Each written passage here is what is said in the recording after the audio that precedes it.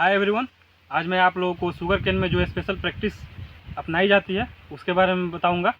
तो उसके बारे में बताने से पहले मैं आप लोगों को बता दे रहा, इस वीडियो को लास्ट तक देखिएगा और अगर अच्छा लगे तो इसे लाइक भी कीजिएगा और इस चैनल को सब्सक्राइब कीजिएगा और अपने दोस्तों को भी शेयर कीजिएगा इसका लिंक। तो मैं आप लोगों को एक एक करके जितनी भी प्रैक्टिस यूज किया जाता है शुगर केन में उसके बारे में आप लोगों को बताऊँगा। तो सबसे पहले मैं अर्थिंग अप के बारे में बता दे रहा। जो अर्थिंग अप होता है वो शुगर केन के साथ साथ जो पोटैटो होता है उसमें भी इस प्रैक्टिस को अपनाते हैं हम लोग। तो अर्थिंग अप क्या होता है ये मैं बता दे रहा। तो अर्थिंग अप में हम लोग जो मिट्टी होती है उस मिट्टी को जो शुगर केन का रूट्स होता है उस पर हम लोग चढ़ा देते हैं और इसको हम लोग अर्थिंग अप को हीलिंग अप के नाम से भी जानते हैं। तो इसमें जो होता है मिट्टी चढ़ाने के बाद से इसको सहारा प्राप्त हो जाता है ताकि लॉजिंग जो हो सके तेज़ हवा से गिर ना सके। तो इस क्रिया को हम लोग अर्थिंग अप कहते हैं और ये दो प्रकार के होते हैं। जैसे कि सबसे पहले होता है पार्शियल अर्थिंग अप और दूसरा जो होता है फुल लेंथ अर्थिंग अप। और जो पार्शियल अर्थिंग अप होता है वो 45 डेज आफ्टर प्लांटिंग इसका हम लोग प्रयोग करते हैं और जो फुल लेंथ होता है उसे 120 डेज आफ्टर प्लांटिंग इसका यूज किया जाता है।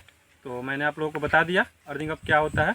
मेनली इसका जो वर्क होता है वो जो शुगर केन होते हैं उसको सहारा प्रदान करने के लिए, सपोर्ट प्रदान करने के लिए हम लोग यूज करते हैं अर्थिंग अप का। तो मैंने बता दिया।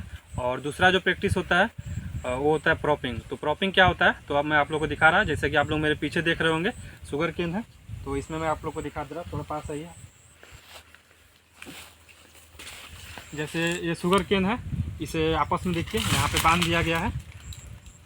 तो इसी को हम लोग प्रॉपिंग कहते हैं। और प्रॉपिंग का मेन जो कार्य है वो शुगर केन के जो प्लांट है इसे हम लोग इसको सहारा देने के लिए यूज करते हैं प्रॉपिंग का।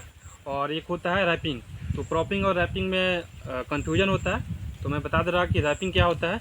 रैपिंग में होता है मेनली जो CO2 कंसनट्रेशन होता है वो अच्छे से बना रहे, इसलिए रैपिंग किया जाता है। और रैपिंग में जैसे ये इन दोनों गुच्छों को आपस में बांध दिया जाता है इसके पत्तियों के सहायता के द्वारा। तो इसे हम लोग कह देते हैं रैपिंग। और इसका मेन काम है CO2 कंसनट्रेशन का अच्छे से बनाए रखना ताकि इनका ग्रोथ अच्छे से हो सके।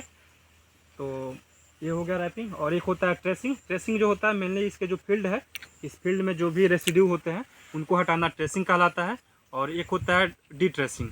जो डी ट्रेसिंग होता है उसमें क्या किया जाता है, जो भी अनवांटेड लीव्स होते हैं जिसमें जैसे ये लीव्स देखिए आप लोग, ये सूखी पत्तियाँ जो है इसको हटा दिया जाता है। और जो भी इसमें कीड़े लगे होते हैं, क्योंकि सूखी पत्तियाँ नहीं हटाया जाएगा तो इसमें जो इंसेक्ट होते हैं उनका जो प्रकोप होता है, उनका इन्फेस्टेशन बढ़ जाता है। तो इस क्रिया को हम लोग डिट्रेसिंग होते हैं, जो सूखी पत्तियाँ होता है उसको हटाने के लिए। और एक और इसमें स्पेशल प्रैक्टिस किया जाता है जिसे हम लोग ब्लाइंड होइंग कहते हैं। और ये जो प्रैक्टिस इसलिए किया जाता है क्योंकि जो हार्ड जो क्रस्ट बने होते हैं मिट्टी पे प्लांटिंग के बाद, तो उसको हटाने के लिए ब्लाइंड होइंग किया जाता है, क्योंकि उसको हटा देने के बाद से जर्मिनेशन अच्छे से हो जाता है। तो मुझे यही बताना था आप लोगों को इसमें स्पेशल प्रैक्टिसेस के बारे में। तो मैंने आप लोगों को बता दिया और आप लोगों को अच्छे से समझ में भी आ गया होगा। धन्यवाद।